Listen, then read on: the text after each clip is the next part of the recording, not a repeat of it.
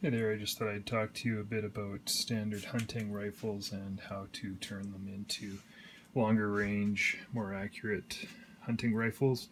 Or if you want to get into competition or shooting or whatever, I got a number of different options I can show you. But how I've turned my standard kind of hunting rifle, whether it's a Tikka or something else, into a much more accurate rifle. Here I've got a Tikka in a 7 Ram, and this happens to be in a heavy barrel. And basically, you can just unbolt the two screws here, and you can discard your cheap plastic stock. And then there's a number of different companies that you can work with to buy chassis systems from. Two of them in Canada actually are pretty good to work with. One is MDT, Modular Driven Technologies, out of Chilliwack, BC. So that's MDT, and you can find them on the internet, as well as Cadex. They're on the other side of Canada in Quebec, and they have their chassis systems as well. So I'll kind of run you through both.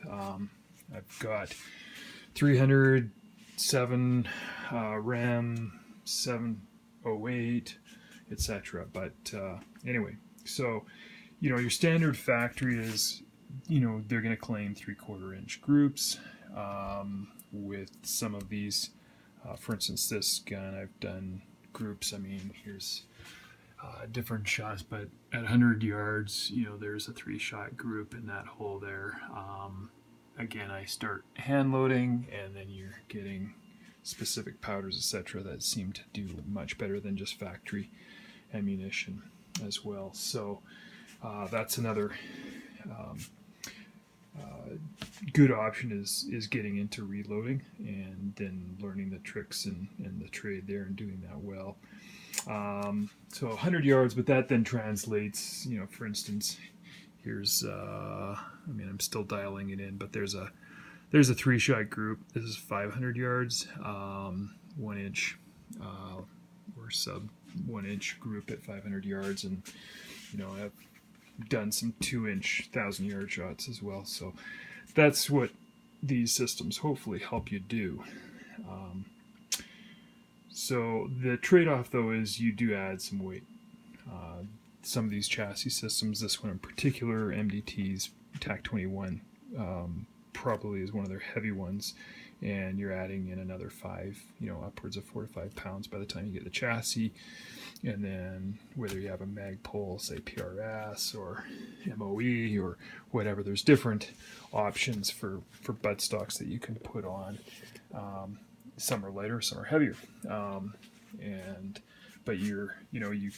some of them are lighter. For instance, this is another ESS chassis system from MDT, one of their newer ones for competition shooting, and I really like it, but it only comes in at about 2 pounds or 2.5 pounds. So there is others that, different ones that are a little lighter, but it will add weight. One of the addition or things that I like, say for the distance, say from your trigger to where you would mount a bipod, standard is going to be somewhere around that 12, what was it now? I think it was, let's just do a measure here. So roughly, 14 and a half, 15-ish, whatever. And I think then, some of these others, you end up starting to be able to mount your bipod out to kind of in that, 15 and a half, 16 inch. And then Cadex, I think, measured in, out closer into the 18 kind of area. What I liked about the ESS chassis system is that it mounts way out front, and you can get what we're 23 and a half, almost 24 inches out.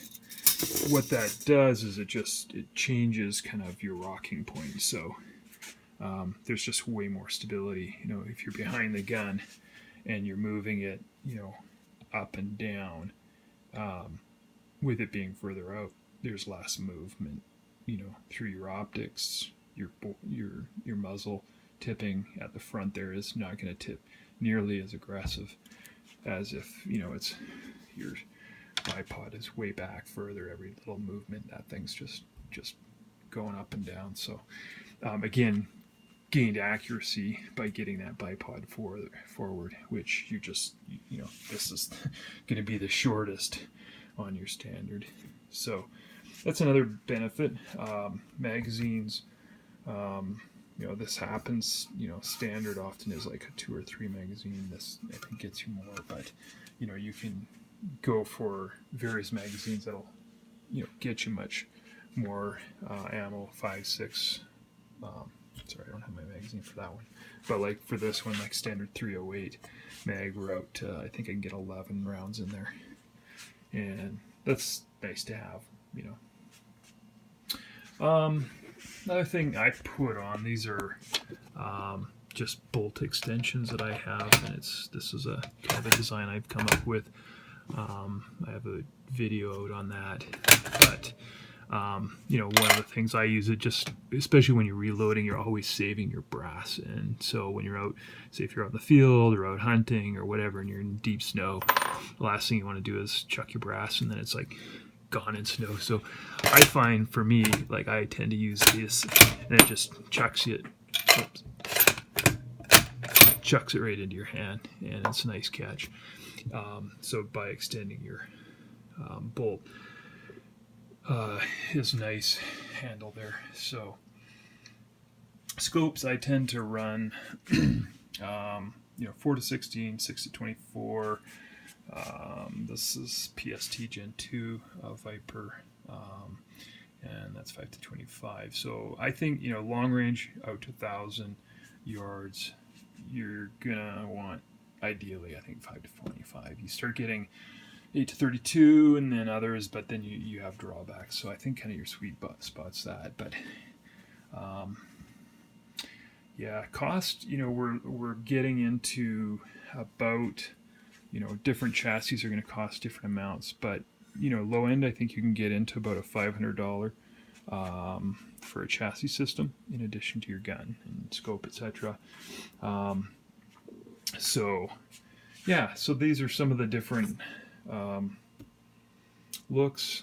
They all have, you know, their own different design, but, you know, generally all work kind of the same way. They anchor your action into a kind of a V-block system and just make them way more secure.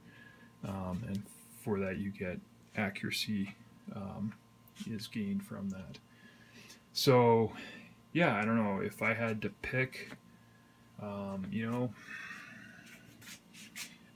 know, weight is gained by stuff like this in the sense of accuracy, but it's certainly not, you know, this totally weighs in at 15, you know, pounds, where, you know, on a trim little machine like this with a scope and a bipod, you know, you can probably have it come in around, you know, 11 pounds or something, or 10 pounds, you know.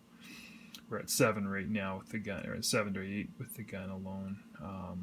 So, you know, it's kind of the weight's a trade-off. You know, I find a medium, if you can get the gun in, like this ESS, to weigh in around 12, 13 pounds, then that's kind of a nice overall weight for a rig. So anyway, there's a few things that may help you consider as you go into kind of upgrading your hunting rifle. Yeah, what to work with. I use Tikka. I know a number of gunsmiths, they just say Tikka actions rock. You know, you can go the Rem 700, etc. But when you start out with a Tikka action, it's already shored up and awesome. So there isn't much you need to do to the action. And barrels, you know, out of the box, a lot of them are already basically competition ready. Like, I mean, these are factory barrels, and you know, those groups I showed you, that's out of factory. So a lot of guys, I don't compete, but a lot of guys who do will use just factory barrels and win competitions. So it's a good setup for starting with just a Tikka. You can't go wrong. They're pretty pretty solid machine that way. And then as for chassis systems, I know they'll make them for Savage and the whole gamut. So you can look on their website, and they'll send them right to your door, and there you go. Some of them will give you 30, like MDT gives you 30 days to give it a try. If you don't like it, you can send it back, so full money back. So they kind of guarantee that you'll love your chassis. So I'd agree. So anyway, hope this helps you out. If you have any questions, fire me a note, and thanks for listening. Cheers.